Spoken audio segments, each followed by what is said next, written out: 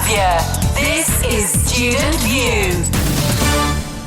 Today we're here with Fran that does yoga, meditation, mindset, and detoxification. Okay, so can you tell us a bit like how that works? So I'm a yoga teacher, and I teach yoga daily, every day, because it's a real practice. And I also Zoom my classes, and I run detox retreats, and I do an online detox program. And then I use mind techniques. It's NLP, it's neuro-linguistic programming. So we use the power of the mind to change what you think. When you change what you think, you take different action, and when you have take different action, then you get different results. So I help people get from a negative place into a positive place. Everything I do is to help people feel better, feel healthier, and I'm their support there for that. When did you think it was a good idea to show people how to meditate and do yoga? That's a really good question. I was 21 and I went to India. I went travelling with a friend with a backpack, and we went to have a great time. We were going to go to India, then we were going to Thailand, then Singapore, then Australia on this big trip, saved up for about a year. And then we went to India, first stop. Very, very poor, loads of people live literally on the streets, and they have different hygiene practices to us. And I got really, really sick, and I got a bad belly. I got what we call Delhi belly, but it was worse than that. I got amoebic dysentery. We went up to Nepal, and I got really, really sick. And then we went to Thailand, and on the plane I was extremely ill. And then when I got to Thailand, I went into hospital, and I had really bad food poisoning, and they put me on a drip, and I was really, really ill, and I was being sick, and it was just awful. And so after I came out, I was really weak. I looked in the mirror one day and I didn't recognise myself because I'd lost so much weight, and I was just really, really weak. And I wanted to go on to Australia, and the doctor said, you've got to rest, you're not strong enough. So eventually, about 3 weeks later, we went to Australia, and my knees swelled up on the plane like melons, like grapefruits on my knees, and I couldn't stand up. And I said to my friend, I was like, I can't stand up. She said, what do you mean you can't stand up? I said, I can't stand up. My legs won't let me. So I had to get me a wheelchair, came off the plane, and I went to another hospital, and they didn't know what to do. And so one day I could walk, the next day I couldn't. And it was very frightening because I was young, and I was going on this big holiday, and it wasn't happening like I wanted it to. So I just thought there must be more to health than this. There must be something else. And what can I do that I can control? Because I couldn't control it. I didn't know what was going on. So I started to look at what food I ate, and I went to see all sorts of complementary doctors. What else could I do as well as taking drugs? Because I didn't want to take drugs all my life to try and inhibit this. It was joint pain. I couldn't move my legs and my feet. And so that's what really got me into it. So which diet would you recommend? It's really difficult, Stefan. I wouldn't like to tell people what to eat because everybody's body is different.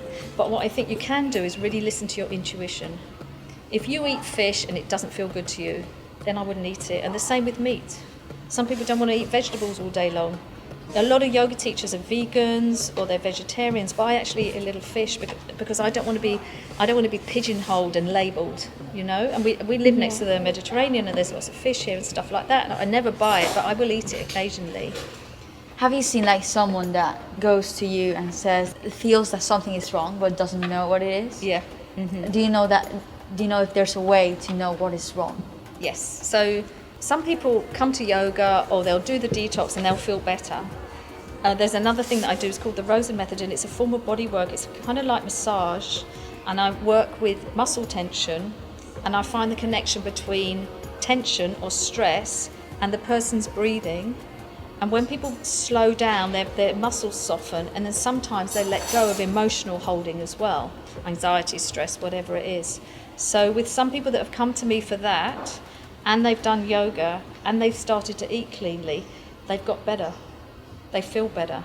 Don't always have to know what the problem is, but people feel better by living better and by being more connected to themselves. Even by changing what they eat, they feel better. And then they come to yoga on top of it, and then maybe they get rid of some emotional stuff as well that they hold on to, and they just feel great. So that's what led me to this, because I had the body work and I felt great afterwards. So I thought, no, I'm going to keep going down this path. And that's why I stayed I did it in the States, and that's why I stayed in the States to learn it. Do you think this helped a lot of people when you tell them how it I think so, because I think a lot of people don't realise how stressed they are. They think it's normal to drink coffee all day long, or they think it's normal to be anxious or stressed, and it's not really. Our normal base place is joy and happiness. That's what we're all striving to be happy and to be joyful. And so it can help anybody, and I think all you guys as well, that you have all this pressure of everything's very quick, like with all the social media, it's a few minutes, it's a few seconds, you're scrolling. It's not good for the mind, it makes the mind too busy. So if you can just take yourself away from that and just sit quietly or lie quietly, you can put your hand on your chest, your hand here, and just breathe. It will slow you down and make you feel calmer, and then when you're calmer you feel more confident, because this is the real world, this is like interacting.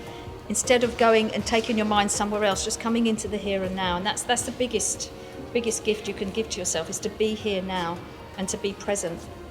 So, for example, how do you calm yourself down before an exam, or make yourself memorize things better?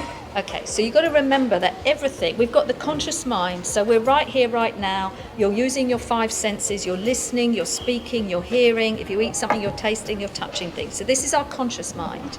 And then we have our unconscious mind. It's like that bit in the back of our heads where everything that we've ever seen, done, spoken, any action we've ever taken is recorded in your subconscious mind. So sometimes when you're going into an exam, you think, I can't remember, but you have to remember that it's in there somewhere. When your mind is in a state of anxiety, when you're worried, when you're anxious, you can't think clearly. You say silly things, you do silly things, you might trip over. When you calm yourself down, that's when you're in a place of peace and you can remember things because you're calmer. And the way to calm yourself down is to breathe really, really slowly. So you breathe in through the nose and out through the nose. In for the count of 5 and out for the count of 5. So when you're relaxed, then the things come. So if you've got an exam coming up, you have got that knowledge because you've read it, you've learnt it, you just can't remember it. That's why it's good to revise. So you just revise maybe the night before, 2-3 days before. So it's there.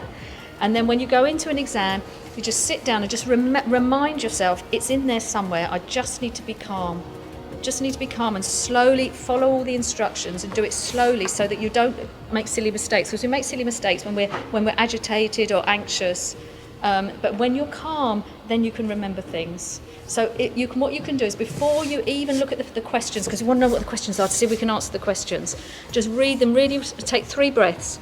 Just sit there. Everyone else will be picking up their pencils and raring to go. Just sit there and just think, okay, I can do this. Just say to yourself, I can do this. Just breathe a couple of times, in and out, in and out, in and out slowly.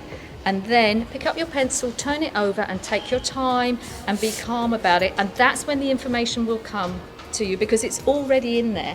It's stored in our subconscious mind. And our conscious mind is tiny, what we're here, and our subconscious mind is huge compared to our conscious mind. But we just need to get our body and our mind into a state of relaxation. And that's why I do yoga. When you do yoga, some yoga postures are for strengthening, making yourself strong, standing on one leg, standing on your head, all those kind of things. But also you can lie and just stretch. All of it is to help you get in touch with your body, instead of being in your head, to come down into your body and just feel calm, strong, flexible, whatever it is. Do you want to try a little bit? Okay. Yeah? Okay.